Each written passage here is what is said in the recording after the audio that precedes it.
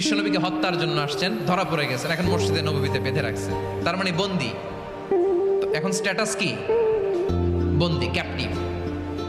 বিশ্বনবী সাল্লাল্লাহু আলাইহি ওয়াসাল্লাম সাহাবাদেরকে বললেন তার খোঁজ খবর নিও, সুমামা ইবনে উসালের খোঁজ খবর নিও।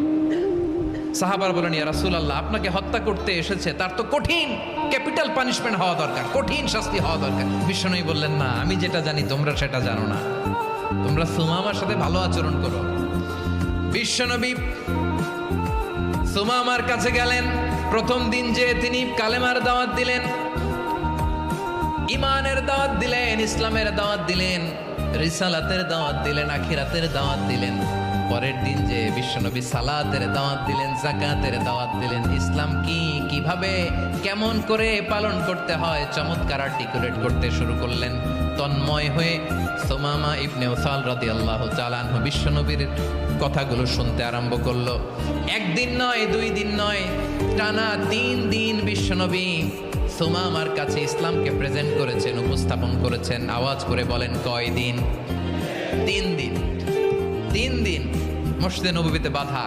আর সাহাবীদেরকে বললেন তার খোঁজ খবর নিও, তোমরা যে রুটি বানাও এর মধ্যে সবচেয়ে ভালো আটার রুটিটা তারে দিও, সবচেয়ে রিফাইন্ড খেজুর, যেটা পিওর খেজুর, এটা তারে দিও।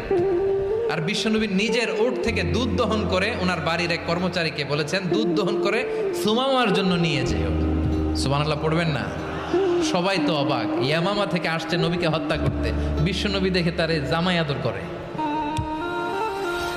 তাকে মজার মজার খাবার দিও, দুধ দিও, আদর আপ্যায়ন করো। 1 দিন নয়, 2 দিন নয়, টানা 3 দিন বিশ্বনবী এভাবে সুমামার কাছে যেয়ে যেয়ে ইসলামকে প্রেজেন্ট করতে আরম্ভ করলেন, ইসলামকে উপস্থাপন করতে শুরু করলেন।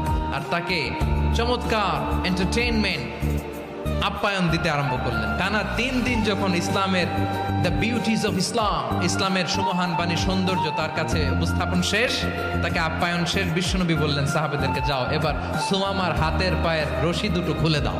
তারা বললেন ইয়া রাসূলুল্লাহ, কি বলেন আপনি? ও তো হত্যাকারী, সুযোগ পায় নাই, আপনারে মারতে পারে নাই, ছেড়ে দিলে আবারও আপনার উপর তলোয়ার নিয়ে ঝাঁপিয়ে পড়বে। নবী এই সিদ্ধান্ত আপনি নিতে যাবেন না। বিশ্বনবী বললেন যেটা বলেছি সেটা করো, সুমামার রশিগুলো ছেড়ে দাও, সুমামার হাতে পায়ের রশিগুলো যে তোমরা খুলে দাও। সাহাবারা তর্ক জুড়ে দিলেন, লা ইয়া রাসূলুল্লাহ, এমনটা করবেন না, তো ভয়ঙ্কর ভয়ঙ্কর খুনি, কি জানি কি হয়ে যায়। বিশ্বনবী বললেন না, তার হাতে পায়ের রশিগুলো খুলে দাও।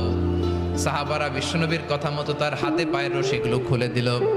সুমামা মুহূর্তের মধ্যে মসজিদে নববী থেকে বের হয়ে ইয়ামামায় ফিরে না যে মসজিদে নববীর পাশে একটা খেজুর বাগান ছিল সেখানে চলে গেলেন।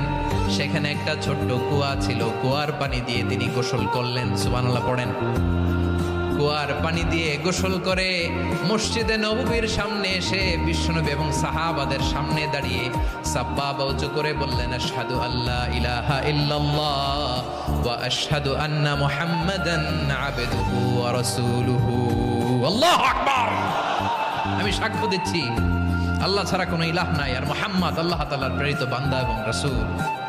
প্রিয় ভাইয়েরা, ইহসান দিয়ে যা জয় করা যায়, কঠোরতা দিয়ে সেটা কঠিনকালেও জয় করা যায় না। আওয়াজ করে বলেন ঠিক কি না? এবার সুমামা দাঁড়িয়ে বলে, ওগো নবী, আমি তো কালিমা পড়ে মুসলমান হয়ে গেলাম, এবার শোনেন, এই মুহূর্তের আগে আপনার চেহারার চাইতে নিকৃষ্ট কোনো চেহারা আমার কাছে ছিল না, কিন্তু শাহাদা পাঠ করার পরে আপনার চেহারার চাইতে উত্তম শ্রেষ্ঠ কোনো চেহারা আমার কাছে আর নাই।